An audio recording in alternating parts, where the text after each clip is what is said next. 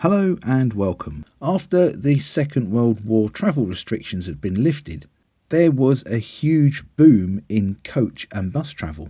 Many places, such as the coastline and the Lake District, for example, had been virtually closed off. And after 6 years of war, rationing and travel restrictions, people wanted to get out. This period would see bus companies struggling to keep up with demand, especially when it came to express services to such places as the coast or, as I mentioned before, the Lake District, for example. One of the largest in the country at that time was Ribble Motor Services, which was based in Preston and was serving a large chunk of northwest England with a fleet of dark red and cream vehicles. At the time, the general manager was a gentleman called Horace Bottomley, and he saw a solution in double-decker buses and converted many routes to double-decker vehicles. But the area that Ribble serves is, as I mentioned, quite a large area, and there were quite a few medium distance and longer distance runs across that operating area. And Mr. Bottomley realised that passengers on these runs could do with a little bit more comfort. This would result in double-decker coaches, which had better seating, more luggage space, sliding sunshine roofs, and a striking cream base livery, which was finished off with chrome trim. Now, these early coaches were Leyland PD2 Titans with East Lancs bodywork. They were unofficially known as White Ladies by the staff and also the passengers, but never officially by the company. Now, the thing about these buses was that they were low bridge ones, and they had the side gangway on the off side of the bus, the driver's side, and four abreast seating on the passenger side, which is the near side. So the comfort wasn't particularly good, especially when you was riding on the upper deck, where you could find yourself squashed up against a window by three burly people smoking woodbines. Despite this, they were hugely popular, and this led Horace Bottomley to look deeper into the need for a double-decker coach, but one that offered a little bit more comfort than the existing ones that were there. They may have looked like coaches, but they were basically still buses. Now, there's something else to consider as well, because this was all happening in the days before motorways. And in those pre-motorway days, a Manchester to Glasgow journey by coach could take 10 hours and 30 minutes. The National Express Rapide coach had yet to be invented, so there were no toilets on the coaches, and there was no smiley stewardess walking up and down offering you sandwiches and a coffee. Therefore, if you wanted to go anywhere of great distance, you had to make refreshment stops and comfort stops. And many of the bus and coach companies were at the mercy of cafe owners over times of opening and the prices and quality of the food they served. In December 1956, the first section of motorway opened in the UK, and this was an 8.25 mile section of what is now the M6 and was the Preston bypass at the time. Now, as you well know, on motorways you can't just pull off and have something to eat and go to the toilet. So this restricted coach travel slightly even more, although it made the journeys quicker. Another option was to bring the refreshments and the toilets in-house, and this could potentially have solved the problem. And Ribble actually planned to have vending machines and toilet facilities at various strategic depots across their operating area, and this was started with Kendal Depot. However, this didn't quite match up with Horace Bottomley's vision of quality and comfort, and the coach was still having to stop. And then, of course, these garages might be miles from the new motorway or miles from the route that the vehicle needs to take. So that would involve a hefty detour. Now, here's another thing as well. Ribble had been strongly campaigning for an increase in bus and coach length from 30 foot, and this would increase capacity of the coaches. However, the government seemed to be very unforthcoming in increasing the length of the vehicles at that time. Now, despite being an advocate of double-decker coaches, Horace Bottomley's opinion was that the ride quality was inferior on the upper deck of a vehicle, and it was at this point that the Leyland Atlantean was born. As we all know, the Atlantean was a totally different kettle of fish to its previous front-engined Leyland cousins. The Atlantean could give a smoother, quieter, more comfortable ride. Now, I know that today, when we look at our modern buses and we look back at the early Leyland Atlanteans, that it's hard to believe. But in all fairness, these buses were total game changers when they came out. Mr. Bottomley thought that the Leyland Atlantean might well be the answer to Ribble's requirement for a double-decker coach. In the autumn of 1959, Ribble's first Atlantean, which carried the registration number MCK812 and the fleet number 1251, arrived. Metro Camel had built the framework at Elmdon in Birmingham, with the bus being finished by Wayman at Addlestone in Surrey. However, much of the interior details was done by Ribble themselves. These Atlanteans featured Dunlop Pneumoride air suspension, and this was so smooth that allegedly during a 40-mile test run, some of it at nearly 50 mile an hour on a motorway, a tumbler of water was completely unspilt in the upper deck. Mr. Bottomley wanted the customers of Ribble to enjoy the same level of comfort as they would do if they were travelling in a luxury car, and with these Atlanteans he seemed to have found it. Internally, the coaches featured a refreshment servery, which came with a hostess, of course, to serve the food, a toilet, and at the rear there was luggage space. There was room for 50 passengers, and these were accommodated in very comfortable reclining seats. In fact, they were more akin to armchairs. There were 34 seats upstairs and 16 downstairs, and these were furnished with a mixture of moquette and leather. Each seat came with headrests and armrests, and they could be adjusted to 4 positions, and a footrest which could be adjusted to 2 positions. Every passenger had a reading light, and saloon lights on the bus could be dimmed. It's said that the interior was more than influenced by the airliners of the period. In addition to all the other goodies I mentioned previously, there was also a public address system, and there was also luggage provision in overhead racks as well. Now, interestingly, I said it was influenced by the aviation industry at the time. The toilet was actually supplied by the Vickers Aircraft Company, and this was, as I said, at the rear of the lower deck, and there was an illuminated sign on both decks advising if it was vacant.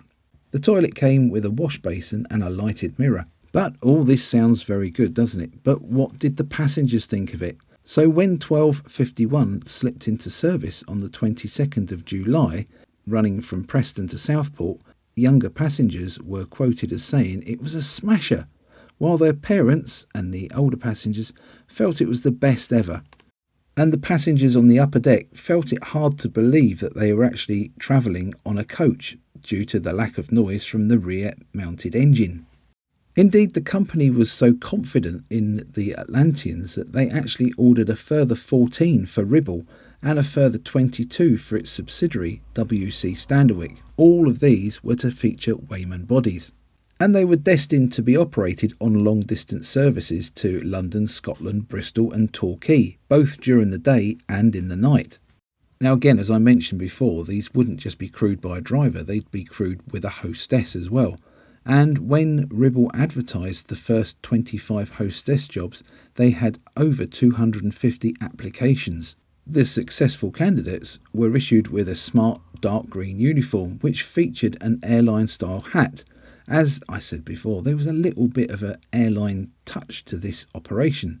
The hostesses served tea, soft drinks, sandwiches, sweets, and, interestingly, cigarettes. Now, also, Ribble tried to get a licence to serve alcohol as well, but as far as I know, this didn't come through. At the Ribble headquarters at Frenchwood, a canteen with a staff of 3 prepared boxes containing food, the utensils, and a tea urn containing about 100 cups of tea daily for the 10 coaches working out of Preston. Around 360 sandwiches were also made daily, and each coach averaged 25,000 items a year.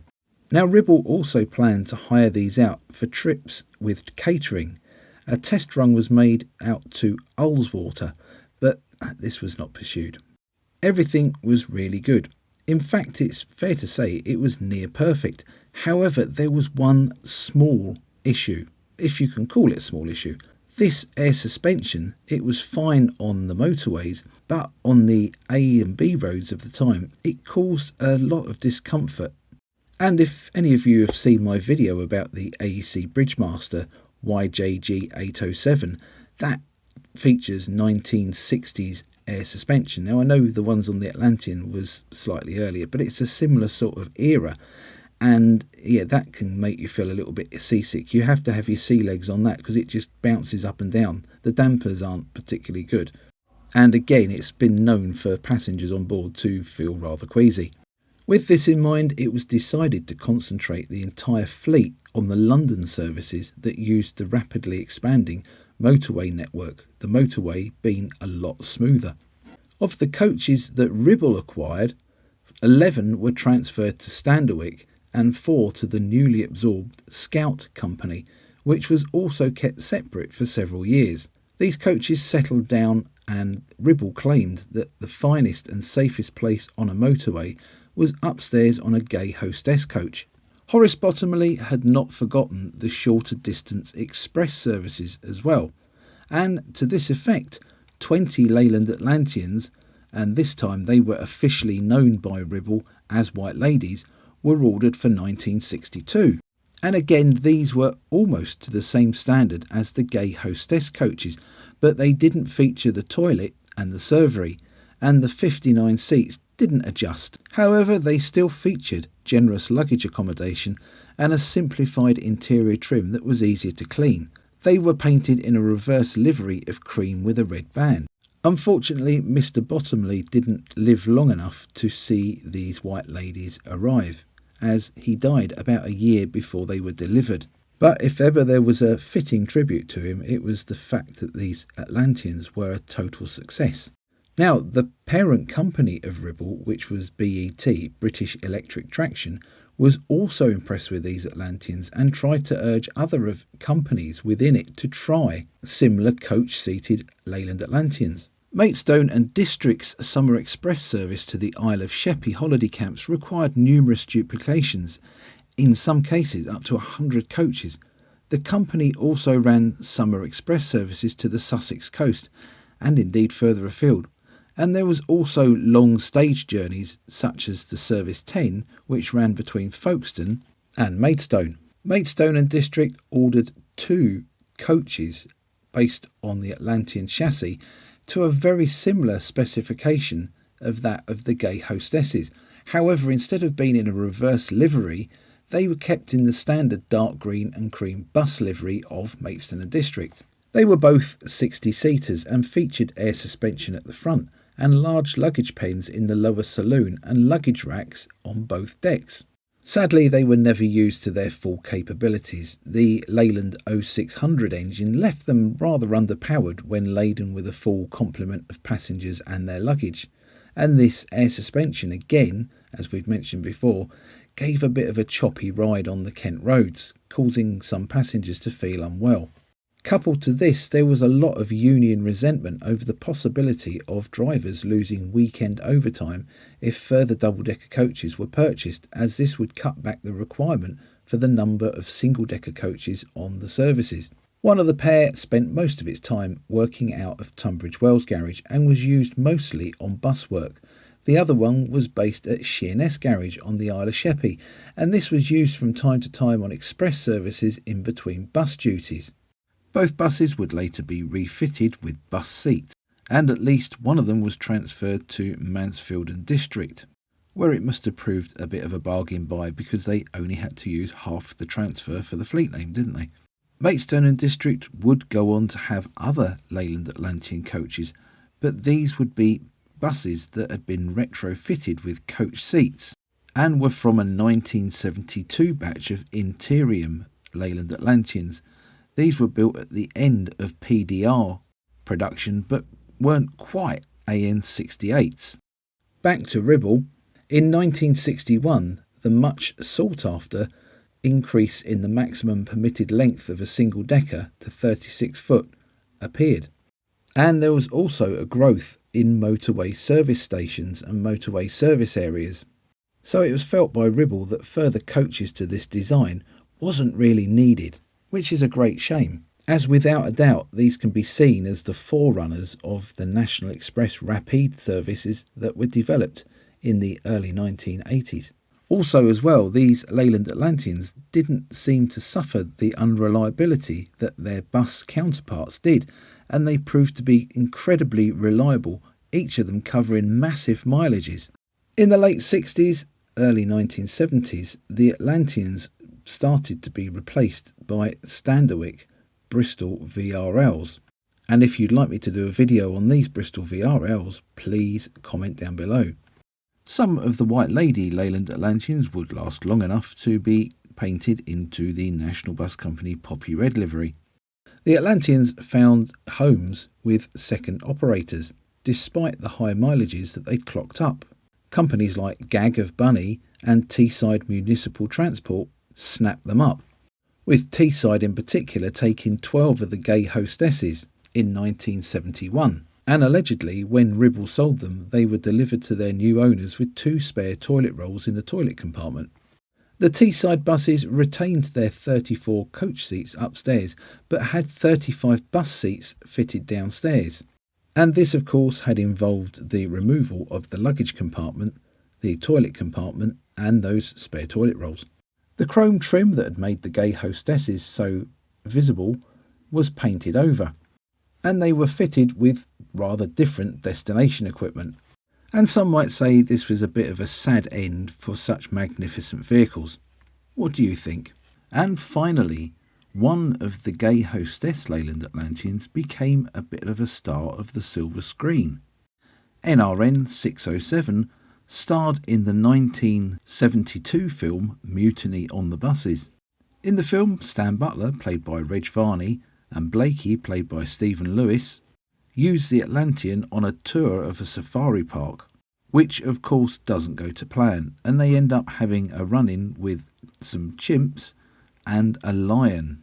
NRN 607 at the time was working for a company called City Coach Lines and was used on sightseeing in central London, hence the livery with the Union Jack on the side. Now, I think they had 2 of these. I actually remember as a kid having a postcard with one of these buses on it, but for the life of me, I can't remember which bus it was, and the postcard's long vanished.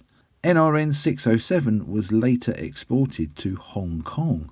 Ribble would go on to buy lots of bus-seated Leyland Atlanteans, including low-bridge ones as well. Or that should be semi-low-bridge ones, because they had that strange half-and-half layout upstairs, didn't they?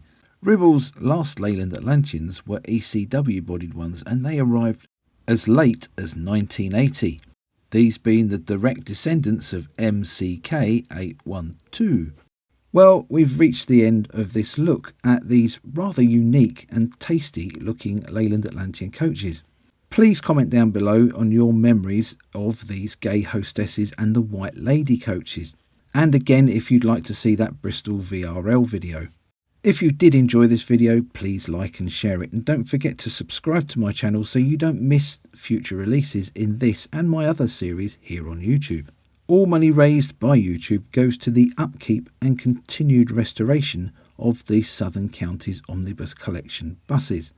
And we do have Leyland Atlanteans in the collection, but just nothing quite as glamorous as a White Lady, or indeed a gay hostess. And whilst I can't give you a gay hostess, I can potentially return you to our barn find Leyland Atlanteans.